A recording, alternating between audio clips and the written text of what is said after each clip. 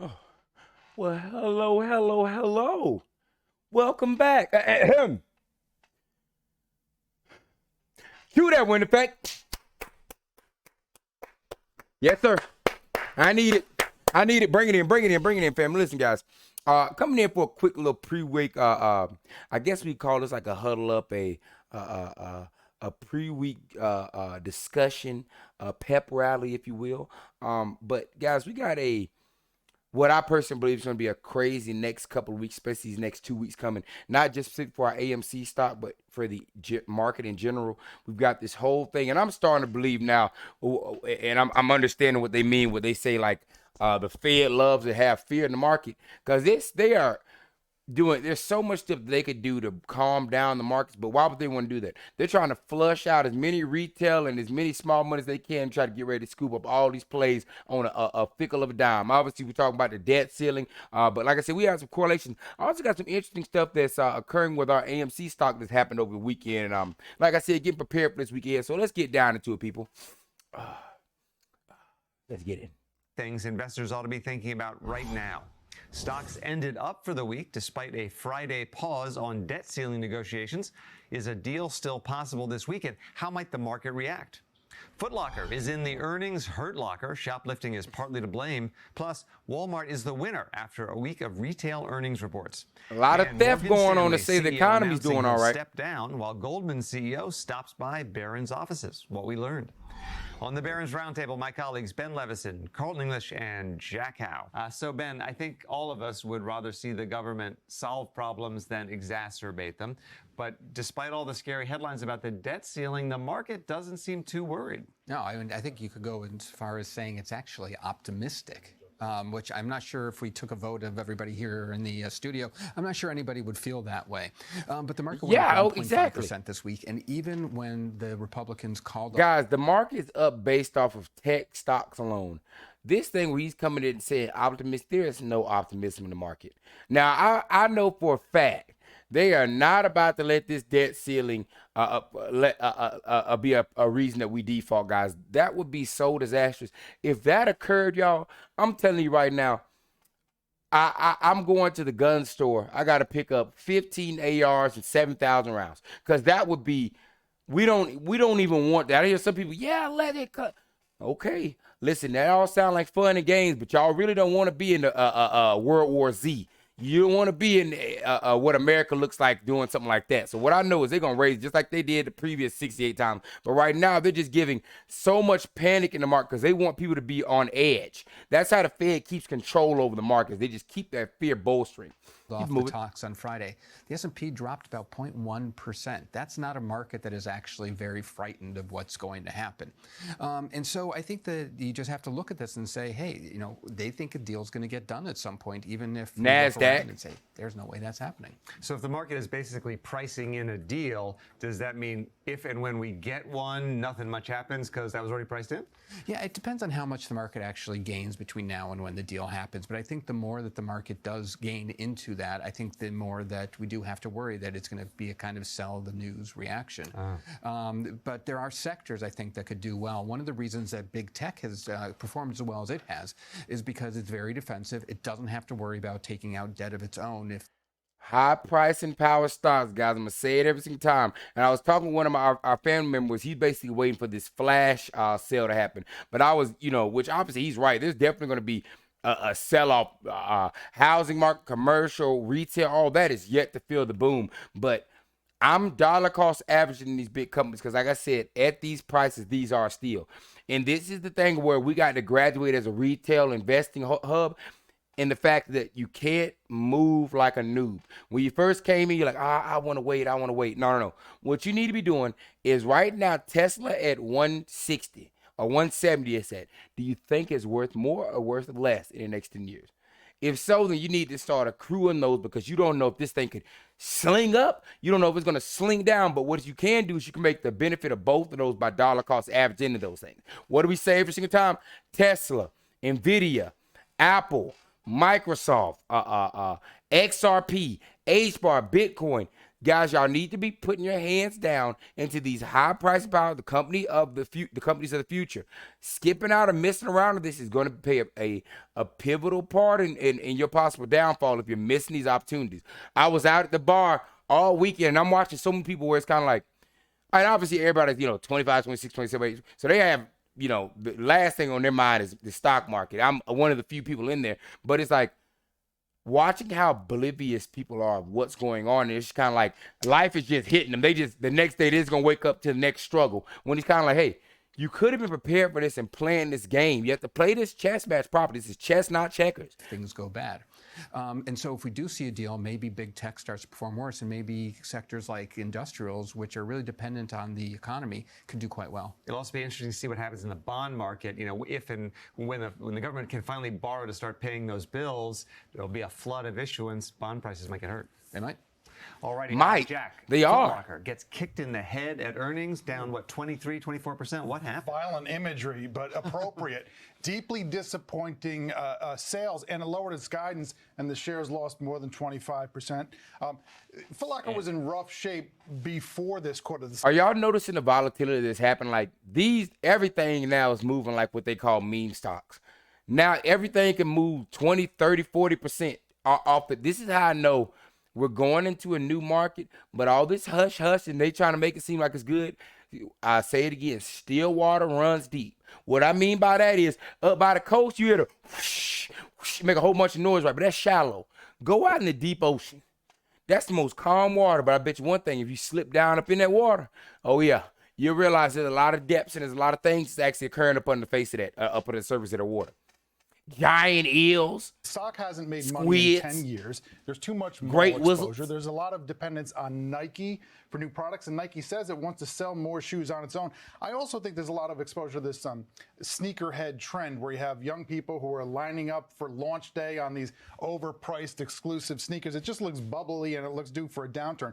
Management on the earnings call called out economic headwinds, small. Retail is smoke, guys. Nobody has money to buy this stuff. But this is why, again, the rich get richer and the poor get poor. I'm sitting back. I know all the stuff that I wanted to buy over this last year.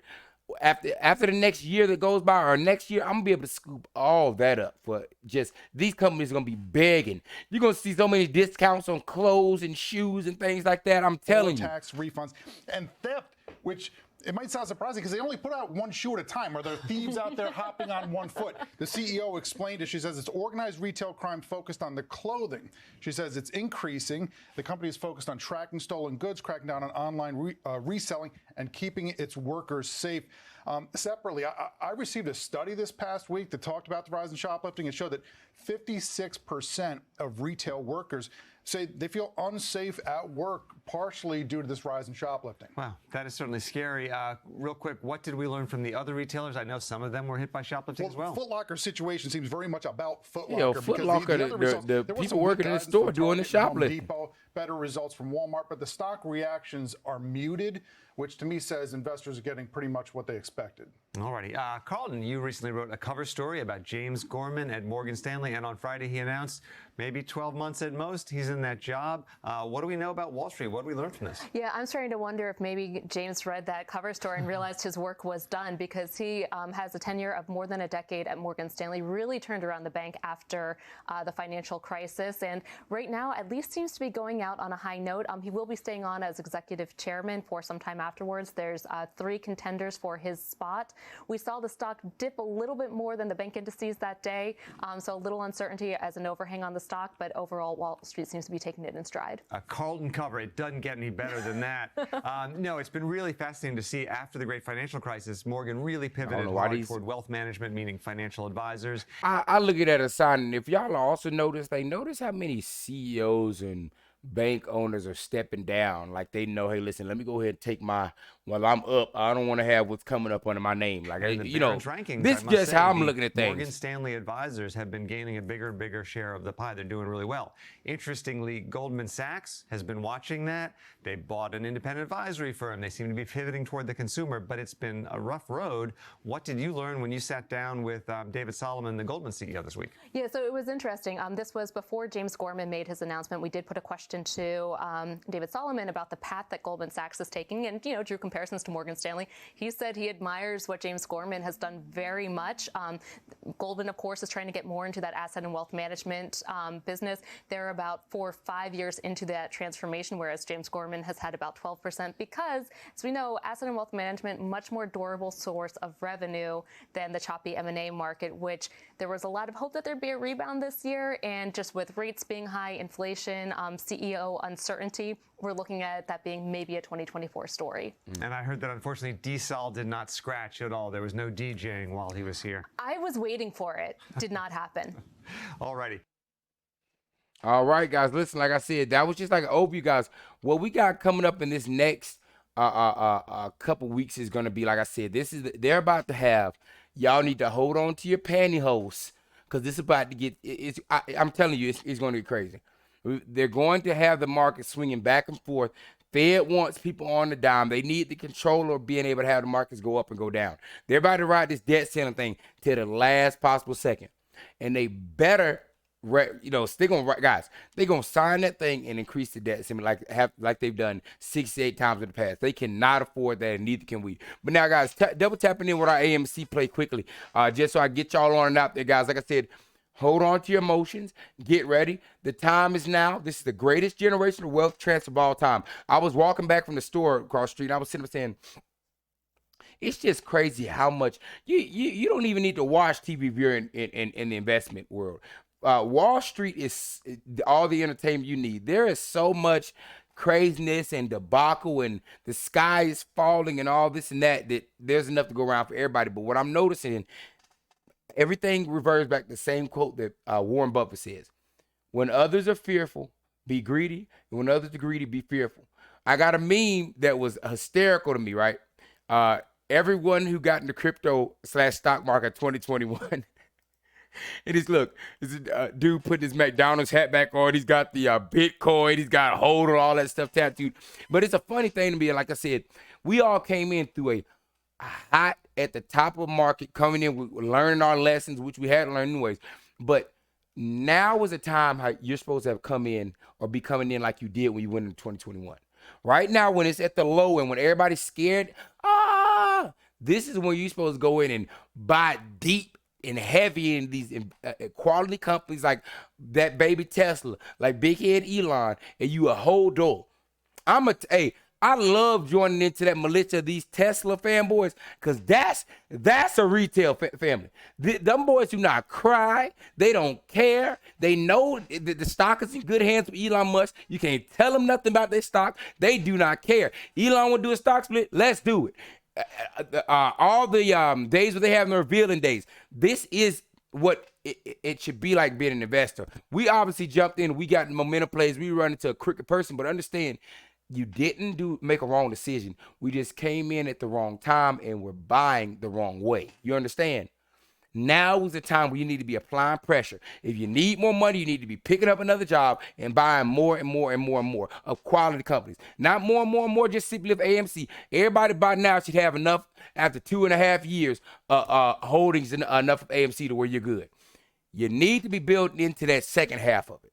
That real retirement fund, the real growth that occurs. And that's that, like I said again, Tesla, Nvidia, Microsoft, Apple, who am I missing? Enphase, XRP, Bitcoin.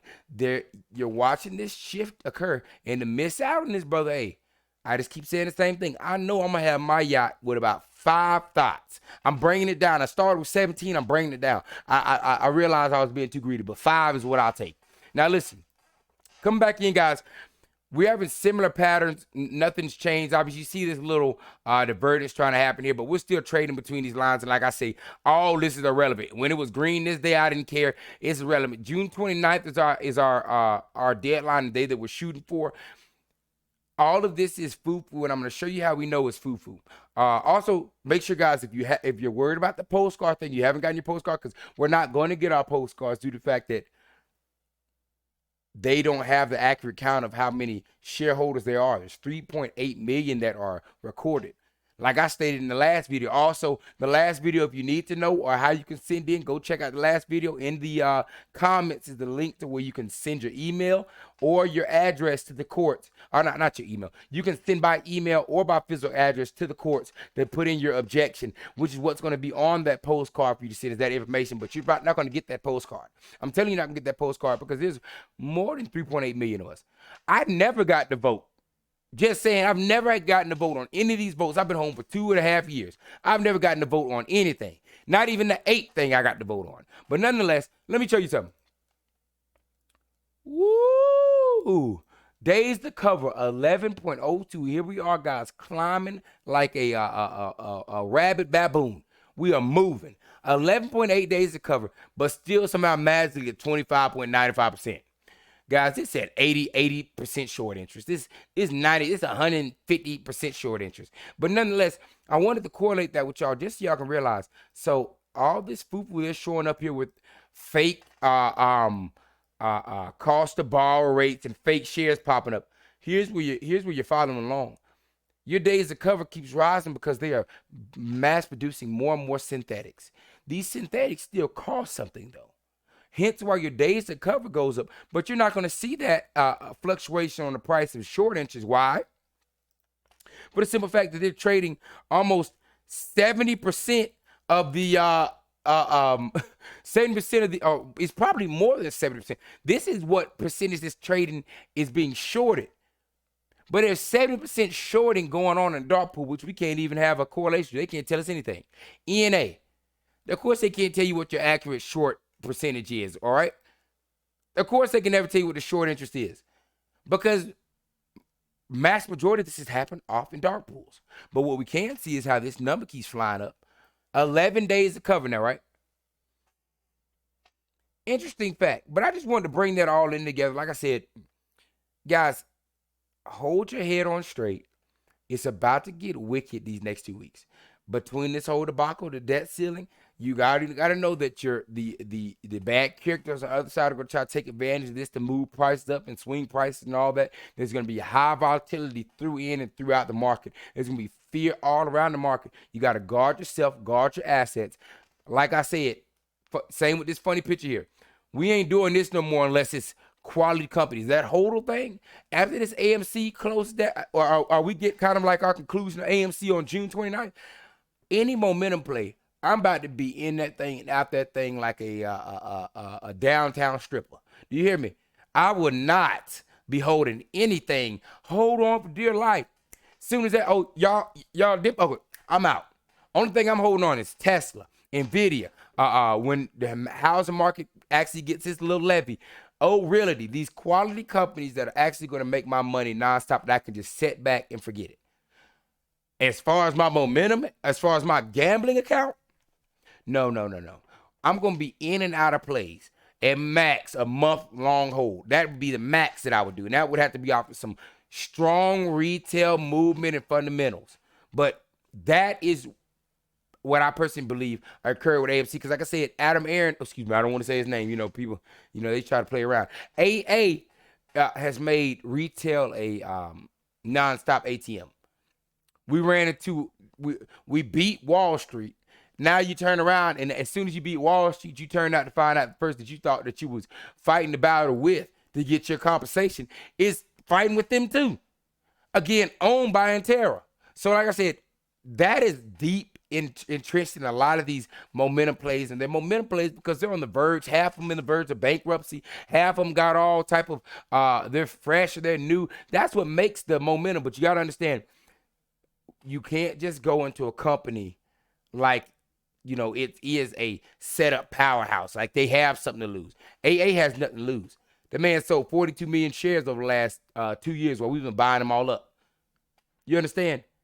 This is a whole debacle, and everybody needs to be getting ready. Like I said, rounding that back off, this is not just an AMC channel. This is a retail investment channel. After this goes, we're going to be talking about all different types of things as far as our financial lifestyles, stock plays, getting money, ways to get money. That is what we're doing over here at the Money Montgomery channel. This is going to be retail bolstering up, getting stronger, getting faster, getting more equipped to handle what it is that we call the day-to-day life out here. But guys, listen. Much love, y'all. Listen, like I said, go check out in the description. You know that there's 5% off on the Ballot crypto code stores, which I love. If you have not gotten the crypto and you're playing around, I don't know what to tell you. They got the Legend Nano X down in the description as well. And in the last video, if you need that information, the postcard or where to send your objection, which, like I personally said, I've sent mine in. I feel like everybody, if you have the time, shoot your little email, man. And it'll be number 10 minutes. You need to show the power. I'm telling you, because when Judge Zern says, wait a minute, how there's 7 million emails, but it's only 3.8 million shareholders? You know, this is what our part of the play is. We got here by standing up. You got to keep applying that pressure and keep pushing. And like I said, at the end of the day, when AMC closes, win, lose, or draw, I know that everybody in our family that taps into our Money Montgomery channel, we're going to be moved forward and make more cash. And like I said, I got a lot in store for us. But up until that point, guys, much love to y'all. You know I love y'all boys. I'm much respect for y'all being in this financial market. Hold it down. Yes, sir.